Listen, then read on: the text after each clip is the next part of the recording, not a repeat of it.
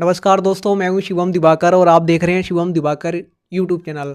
आज की वीडियो बहुत ज़्यादा मज़ेदार, शानदार और जानदार होने वाली है, क्योंकि ये वीडियो इस लेवल की है जब बच्चे यूपीएससी की तैयारी करते हैं और जब वो इंटरव्यू में जाते हैं तो कहीं ना कहीं वो अटकते हैं, होपलेस होते हैं, बोल नहीं पाते हैं।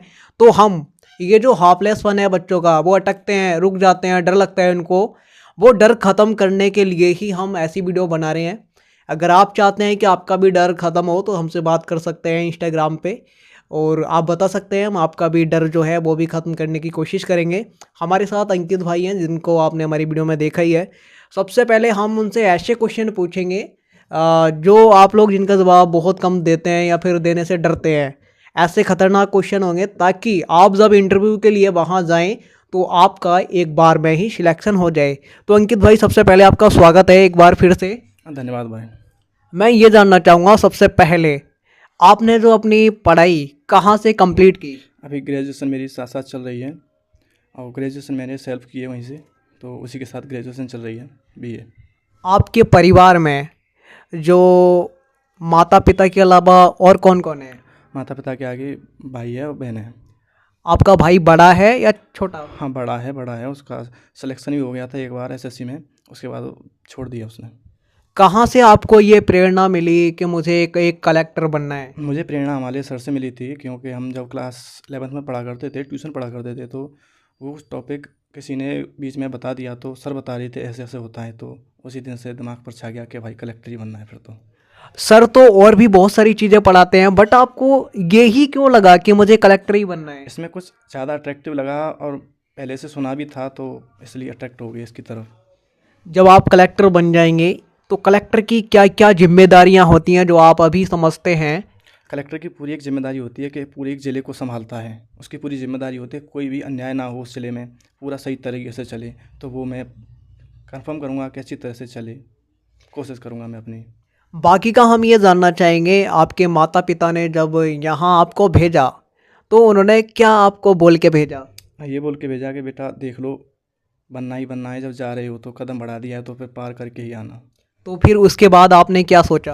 उसके बाद नहीं सोचा कुछ नहीं, तब से प्रिपरेशन हुई है, आज तक पीछे मुड़ के देखा नहीं मैंने क्या हो रहा है।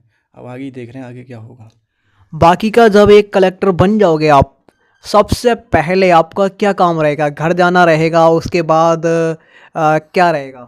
नहीं, कलेक्टर बन जाएंगे उसके बाद सीधा हम वो समाज के लिए थोड़ा काम करेंगे, जो कि हम उसके लिए ही प्रिपरेशन कर रहे हैं, तो उसी काम में थोड़ा आगे बढ़ाएंगे।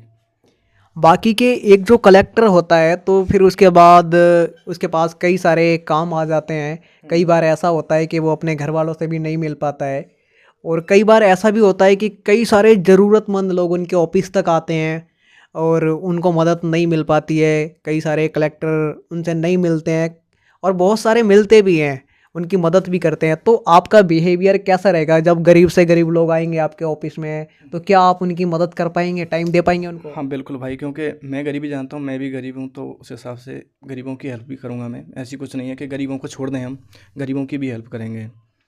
आपका जो क्षेत्र है मथुरा और वृंदावन, काफ़ी फेमस जगह है। अगर आप चाहते तो आप वहाँ पे भी आपको कोई अच्छा रोज़गार मिल सकता था, जॉब कर सकते थे, आप अभी से ही स्टार्ट कर सकते थे, अभी से ही आप कमाने लग जाते पैसे। बट आपने इतना लंबा कैरियर चुना कि जिसमें 3-4 साल लगभग आपको पहले मेहनत करनी पड़ेगी। ये कैसे चुना आपने? नहीं भाई देखो, पढ़ना मुझे अच्छा भी लगता है, पहली बात तो ये फर्स्ट पॉइंट ये है कि पढ़ना मुझे अच्छा लगता है। क्लास 12th में मैं मेरे साथ जो हैं फ्रेंड मेरे, वो मुझे कॉमर्स दिला रहे थे, तो मैंने मना कर दिया, फिर भी मैंने साइंस लिया और साइंस में मैं अच्छा स्कोर किया। कॉलेज भी टॉप किया था मैंने, अपने एक सब्जेक्ट में किया था और मैं तो नहीं, केमिस्ट्री में 90+ मार्क्स आए थे हमारे। तो पढ़ना अच्छा लगता है, तो एक पॉइंट ये है। और एक पॉइंट मैंने बता दिया आपको कि जो हमारे सर हैं उन्होंने बताया था उसके बारे में, कलेक्टर क्या होता है, ये क्या होता है, तो प्रेरणा उससे भी मिली। और डेली डेली हमारे पिताजी जो हैं वो भी बता देते रहते हैं। आपका जो मथुरा है वो उत्तर प्रदेश में आता है, तो उत्तर प्रदेश की कोई खासियत बताइए जो आपको बहुत अच्छी लगती हो, क्योंकि आप वहाँ से जुड़े हुए हैं। हाँ, हमारी खासियत, हम वृंदावन वाले, मथुरा वाले हैं, तो हमें तो वृंदावन की ही भाई संस्कृति अच्छी लगती है। वहाँ का क्या अच्छा लगता है सबसे ज़्यादा? राधे राधे बोलते हैं या फिर जय श्री राम बोलते हैं या फिर नमस्ते बोलते हैं? हाँ भाई, वहाँ पर राधे राधे भी बोलते हैं, नमस्ते भी बोलते हैं, जय श्री राम भी बोलते हैं। वहाँ की भाषा थोड़ी अलग है, तो अलग ही डिफरेंट होता है। वहाँ का ये तो बात रही कि उत्तर प्रदेश की जो मथुरा में आता है, और आपने बताया कि ये मथुरा और वृंदावन में ऐसे बोलते हैं, लेकिन हम आपसे ये जानना चाह रहे हैं कि वहाँ की सबसे बड़ी खासियत क्या है मथुरा और वृंदावन की। मंदिर वहाँ पे ज़्यादा है ही, तो लोगों का रोज़गार वहाँ कैसे चलता है, और इसके अलावा भी खासियत क्या क्या है। वहाँ पर कोचिंग भी हैं, ऐसा नहीं है कि यहाँ पर मुखर्जी नगर में ही कोचिंग है। कोचिंग वहाँ पर भी हैं, रोज़गार है वहाँ पर, सब कुछ है, सब कुछ माहौल है वहाँ पर। वहाँ की संस्कृति अलग है, तो वो सब कुछ है उसमें। बाकी का जब जैसे आप कलेक्टर की तैयारी यहाँ पे करने आए हैं, वहाँ पे भी आप कर सकते थे, आपने बताया कि कोचिंग वहाँ पे भी है। हाँ हाँ, कोचिंग है, पर वो यूपीएससी के लायक नहीं है। मैं विज़िट किया था मैंने, पर वो इस लायक नहीं थी कि वो विज़िट करा दें, क्योंकि मुश्किल से 15-20 बच्चे थे। वो मैटर नहीं करता कि 15-20 बच्चे हैं, पर ये मैटर करता है कि वो पढ़ाते क्या हैं। मैंने डेमो भी लिया था, और वहाँ तो क्लास चालू भी हैं, यहाँ पर ऑफ पड़ी हैं कोरोना की वजह से, तो वहाँ पर तो क्लास स्टार्ट रहती हैं। तो मैंने डेमो भी लिया था, पर वो फीड नहीं मिला, तो फिर यहाँ पर आना पड़ा।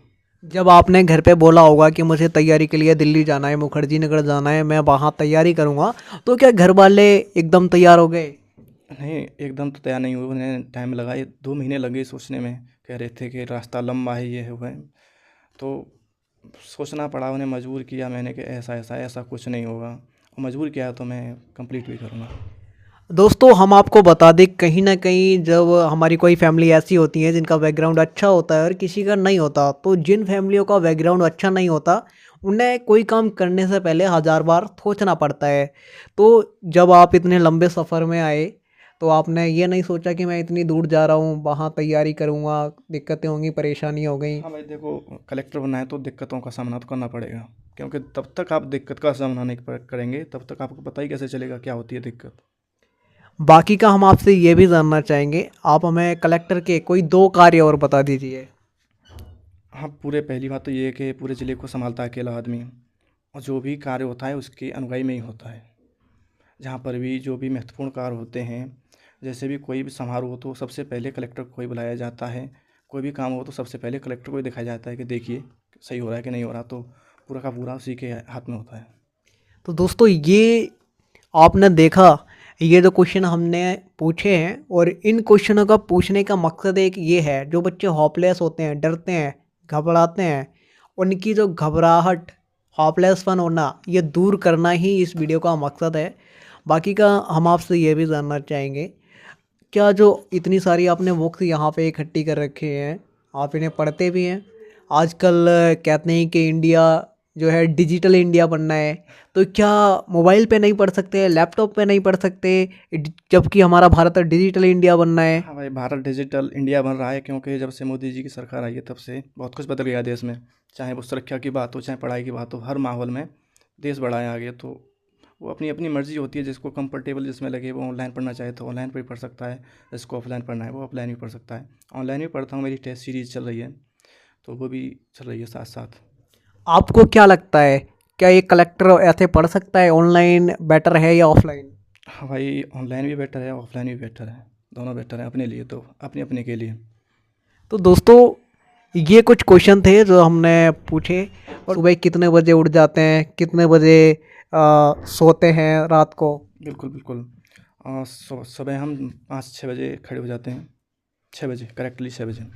6 बजे के बाद में हमारा खाना वाना हो जाता है, ब्रेकफास्ट हो जाता है, उसके बाद में नहा धो करके हमारा स्टडी चलता है 11:30 बजे तक, सुबह तक।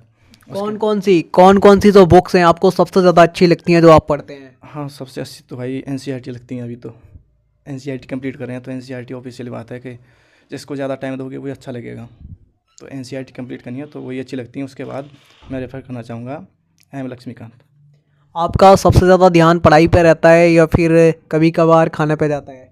नहीं, खाने पर तो पता ही नहीं, आज सुबह ब्रेकफास्ट भी नहीं हुआ, अब 12:30 बजे जा कर के ब्रेकफास्ट हुआ।